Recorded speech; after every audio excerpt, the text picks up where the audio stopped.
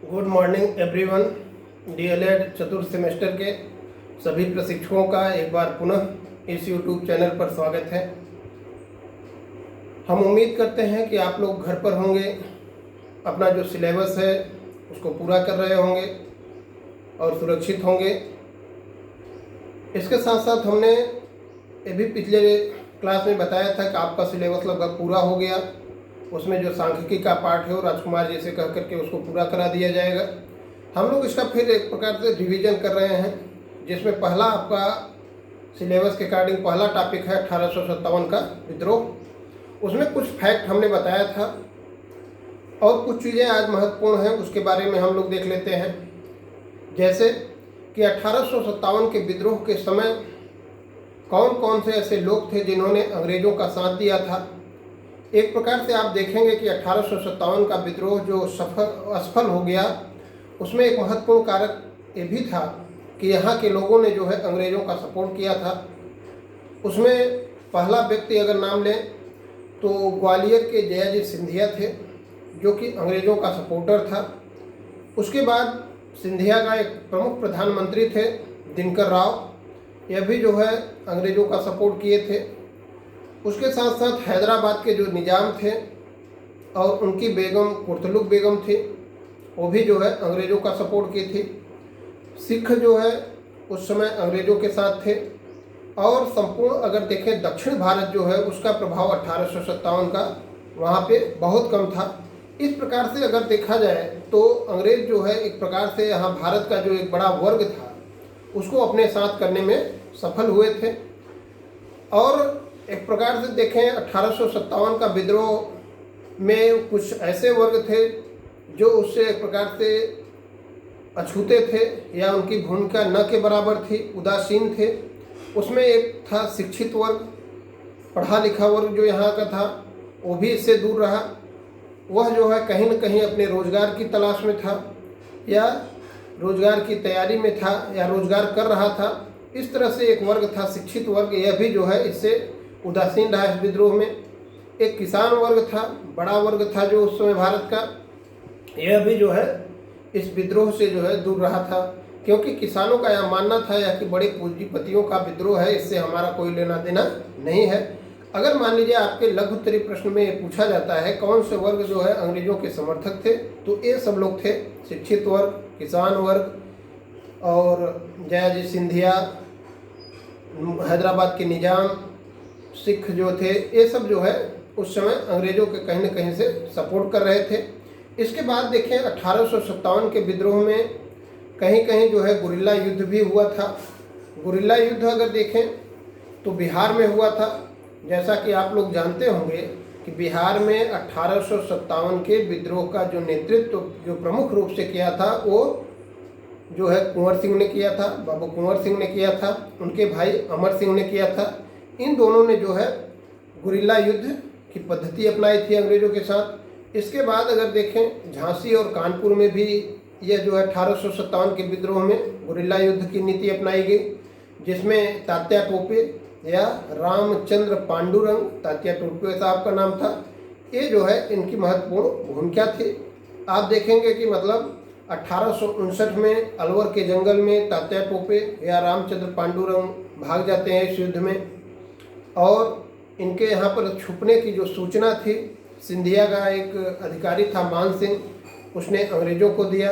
अंग्रेज़ों ने इनको पकड़ करके इनको गिरफ्तार करके फांसी की सज़ा दे दी थी।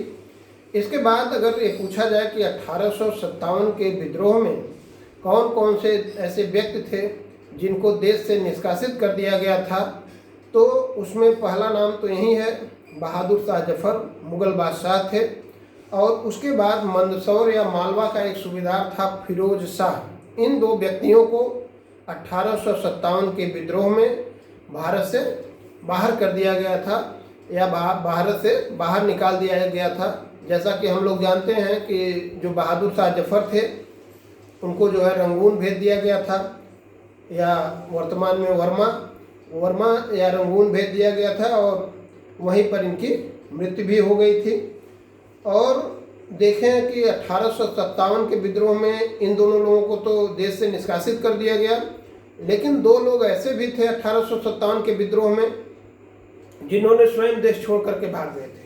उसमें पहला नाम था नाना साहब या धोंडूपंत और दूसरा नाम था हजरत महल या महक परी।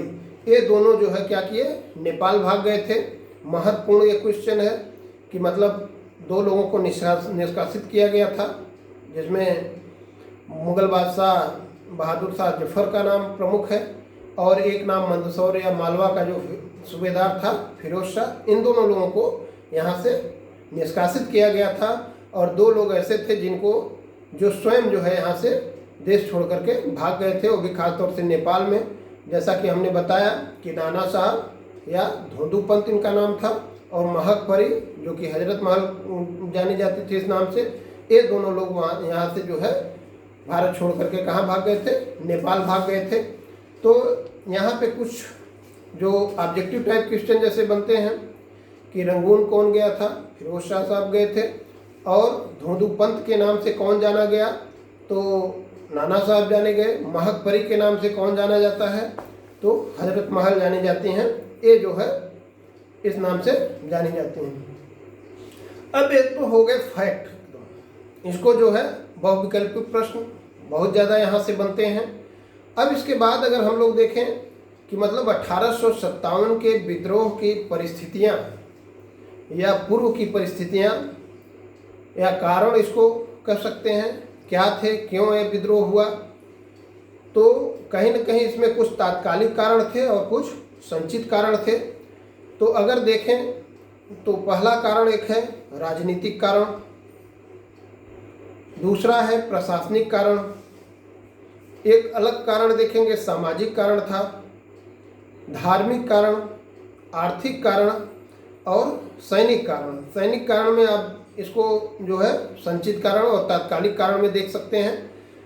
तो इसके अनेकों कारण थे जो कहीं न कहीं भारतीय व्यवस्था को, भारतीय जो यहाँ समाज था उसको प्रभावित कर रहे थे। तो इसको एक एक अगर हम लोग देखें, पहला कारण हम लोग देखते हैं इसमें राजनीतिक कारण क्या था। तो अगर देखें कि यहाँ का जब गवर्नर जनरल था चार्ल्स नेपियर, वह कहता है कि यदि मैं एक बार हिंदुस्तान का बादशाह बन जाता तो कोई भी स्वतंत्र रियासत न होती और नेपाल भी हमारा होता। यह कहीं न कहीं उसका बड़बोलापन था और उसके इस बड़बोलेपन से कहीं न कहीं देसी रियासतें जो थी, स्वतंत्र रियासतें जो थी, इससे सशंकित हुई कि हमारी स्वतंत्रता जो है खतरे में है। और ये जो है उनको एकजुट होने का मौका दिया। और इसके बाद अगर देखें इनाम कमीशन की स्थापना हुई थी 1814 में, महत्वपूर्ण है इनाम कमीशन। और इसकी नियुक्ति जो है किया था डलहौजी ने। उद्देश्य क्या था कि 35,000 जमींदारों की जमींदारी की जांच की जाए। और ये जांच तो हुई, परिणाम यह निकला कि 20,000 जमींदारों की जमींदारी छीन ली गई। इस प्रकार से जो जमींदार स्वतंत्र थे या जो सामंत थे वो कहीं न कहीं से अंग्रेज़ों के खिलाफ एकजुट हुए। एक हमने बताया राजनीतिक कारण में कि चार्ल्स नेपियर का जो बड़बोलापन था कि भैया अगर हम जो है एक दिन के लिए भी यहाँ के स्वतंत्र बादशाह बन जाते तो सारी स्वतंत्र रियासतें हमारी होती। तो कहीं न कहीं छोटी छोटी जो रियासतें थे उनको एकजुट होने का इसने मौका दिया, उनके मन में एक प्रकार से शंका पैदा किया।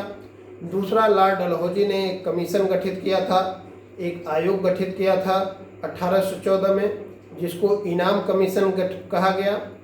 इसका उद्देश्य यह था कि 35,000 जो जमींदार थे उनकी जमींदारी की जांच की जाए। और इसका परिणाम यह निकला कि 20,000 जमींदारों की जमींदारी छीन ली गई।